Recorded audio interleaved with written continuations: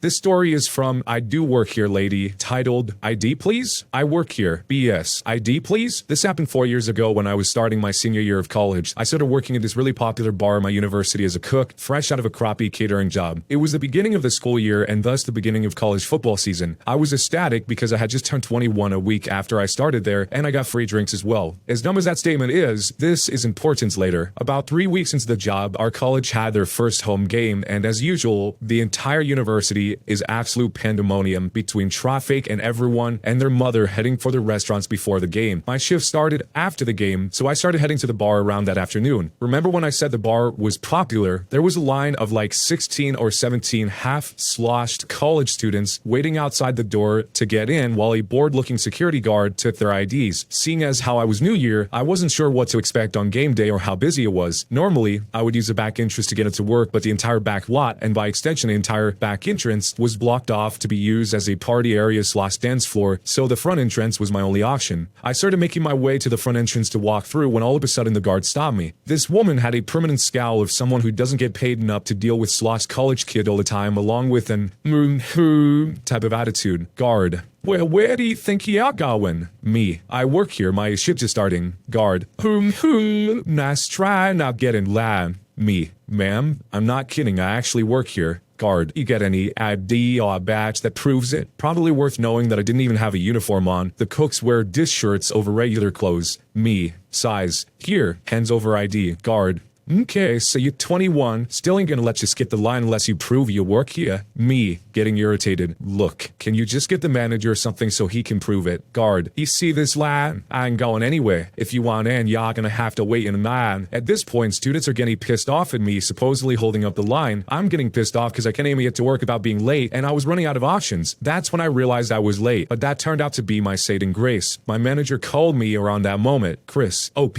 are you almost here? Me: I'm actually here, but security's not letting me in. Chris: oh, give me a sec. He hung up, came outside a second later. He'd shoot out the guard for not even attempting to check with him to see if I was telling the truth and making me late, and he got me into the bar to start working. Chris and I have had a good laugh about me getting carded to go to work, and the fact that this would have been a lot more complicated if I didn't turn 21 a couple weeks ago. Good times. And was I the jerk here? I mean, in this case, you really can't blame the security guard. There's total pandemonium out there, as he said, and there's somebody trying to get in, maybe at a previous job, that's how people snuck in or something, and there was no way of her verifying it, so she probably should have called, but with all the chaos, maybe it didn't seem as obvious as it does in retrospect. He also admits that he's not even wearing work clothes, so it would be hard to tell one way or another, so I kind of feel bad for the guard getting chewed out, but she should have checked with him if there was enough time to do so. Am I the jerk for insulting a girl's weight after she went off on me for touching her purse on a crowded train? The train is packed, it's hot, I'm tired and looking for a place to sit. Everything was occupied, but at one point I see an old lady get up and start making her way to the doors. I went over to sit in this new place, but found a purse in it instead, belonging to the girl in the window seat. I asked her if she can move the purse, but she didn't respond. I noticed she had headphones in, so I figured I'd pick up the purse and hand it to her as I'm sitting down. As soon as I touched that thing, she went off on me with the most disgusted look and tone, asking me what the heck was I doing. I explained. She then had the nerve to lie that she was keeping the seat for her friend. I told her I knew for a fact she was alone because I just saw the old lady get up, to which she did not respond. So I started making my own way down, of forcing her to pick up her purse if she didn't want it crushed under my butt. This released an even bigger tirade and series of, what the heck is your problems? I saw an older lady looking for a seat in approaching hours, so I figured I'd had enough of this pettiness. I turned to the girl, who was slightly overweight, locked eyes with her and told her, oh, I'm sorry, I didn't realize you actually needed 2 seats to be able to fit. My bad, I'll get up now. I got up and offered my seat to the old lady, who took it with a smile, seemingly ignoring the huge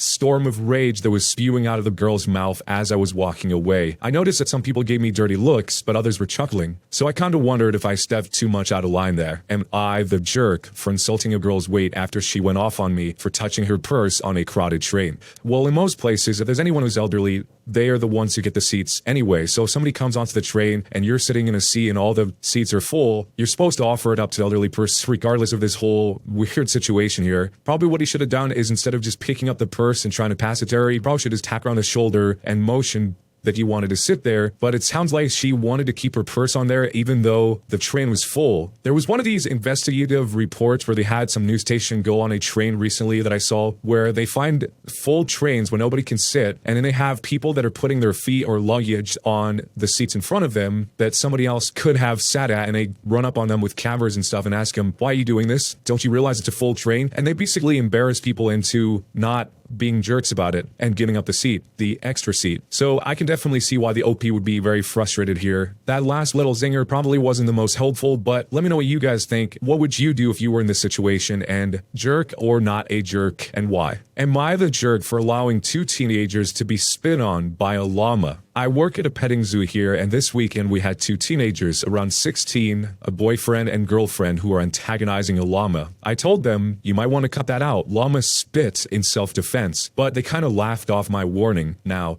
I knew that llama spit was a whole lot worse than they probably thought it was, but I decided not to tell them about that. I figured if they persisted, I trust the llama to teach them a lesson. The llama was being patient. At one point, it gave them a warning spit, which is just saliva, and they went, ew, and laughed about it and brushed it off, and then kept going at it. Finally, the llama had enough and unleashed its green, defensive spit that llamas are known for. It got the girl square in the face. She dropped to her knees and started retching, and eventually threw up. Her boyfriend was gagging and ran away towards the building that I was in. To make things worse for them, I didn't even let them come in to wash up in the petting zoo's only bathroom. It was a slow day, so I just locked the doors. I told them I didn't want that smell inside and made them leave the farm without washing up. Am I the jerk? The girl's parents called me the next day and yelled at me, saying that was too harsh. Maybe it was. I knew that if you don't wash out llama spit right away, the smell sinks into your skin and becomes extremely hard to remove, but I wanted the lesson to sink in as well. So, am I the jerk for allowing 2 teenagers to be spit on by a llama?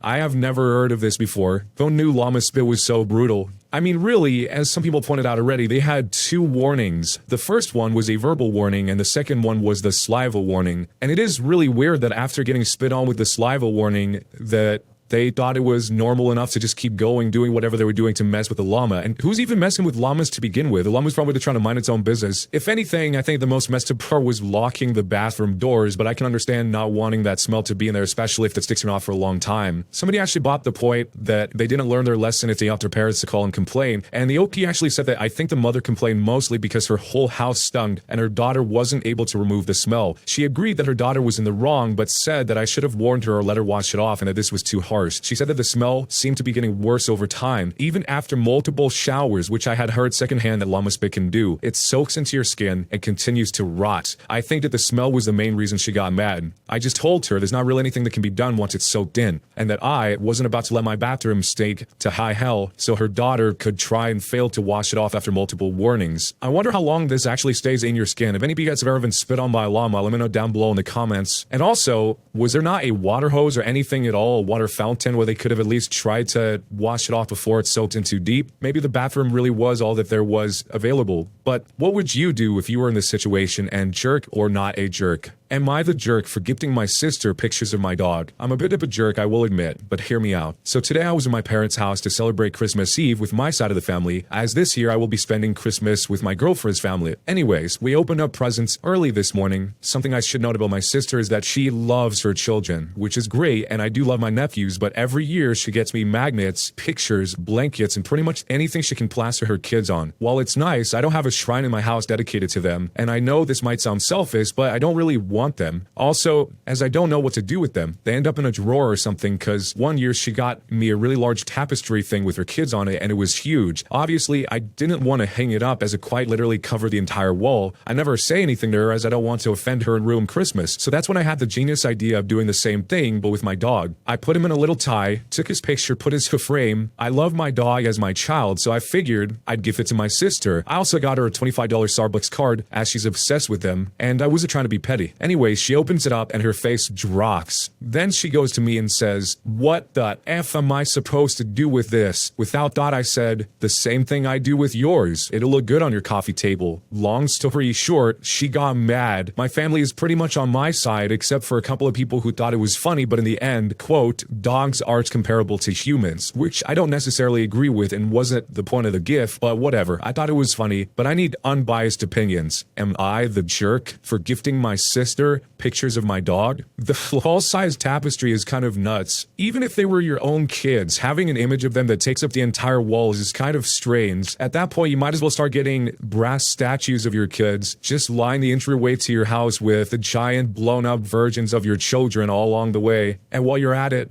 get some big posters so you put on the ceiling so when you're lying in bed, you could stare at images of them on the ceiling. His sister probably isn't mean anything weird by it, but it is weird. And maybe he should have led with the Starbucks gift card first, because she might have been offended thinking that this is all you got me is a picture of your dog. But let me know what you guys would do if you were in this situation, and jerk or not a jerk. Am I the jerk for telling my daughter to cancel her marriage? I have a 27-year-old daughter who was with her boyfriend for 7 years and they got engaged not long ago. Just a small party, not many guests. She always talks to me about how she loved him, how he always listens to her, and how he was made for her. I have agreed with her since I found him to be a good-natured man. He was kind and humble and always respectful to the family. We met his parents for dinner twice or thrice, and the him is a little sexist, asking questions to my wife like, "I don't know why you're working. Isn't that the husband's job? It's the mother's job to be taking care of the children." Now that they wanted to make it more serious, they planned a marriage. Anyways, we were planning the marriage, and one day her boyfriend comes to me and says his parents want to talk to me. I was going to call my daughter too, but he said that she wasn't allowed. I went with him and his parents started talking with me about a dowry. I was confused and said there was no dowry, and in 2020, who even gives a dowry? But the boyfriend and his parents started lecturing me about how necessary it was and how my daughter would be a stay-at-home wife. My daughter has always told me she wants to continue her dreams, so I don't know what this is. Anyways, they told me that I should give it a thought and told me not to tell my daughter for the time being. However, I immediately told my daughter about it, and she started crying, saying she didn't know her boyfriend was so sexist. She asked me what she could do now, and I told her that she wasn't being forced and could cancel her marriage if she didn't want it. Well, that is exactly what happened, and her boyfriend and his parents are calling me saying I took away the love of his life, etc. On top of that, some of her friends, of which many were bridesmaids, said that I was a huge jerk for breaking up what would have been a healthy marriage. But it's my daughter's happiness that matters. Am I the jerk for telling my daughter to cancel her marriage? If the daughter thinks that she's going to get into the marriage and continue to follow her dreams, but the husband thinks that she is going to be a stay-at-home wife and just surprise the daughter with that after she's already married, then this whole arrangement doesn't make sense. How can you possibly be with somebody for 7 years and not know that that's what the boyfriend's expectation would be when the girlfriend, the wife, doesn't seem to want that at all, at least from the way that the parent is telling it here? I mean, I guess the plan was trap her in the marriage and then all of a sudden spring it on her that, hey, by the way, you're going to be a stay-at-home wife now. Surprise. Ultimately, this boils down to a situation that people tend to do where they're taking away the choice of the other person without them knowing that their choice is being taken away. Because the girlfriend, the daughter here, doesn't know that this is what it's going to be like, it sounds like. So you're taking away your choice to say no, that she doesn't want this, by withholding this information from her until she's married. So how could the parent not tell the daughter that? Let me know what you would do if you were in this situation as the parent, and jerk or not a jerk, and why.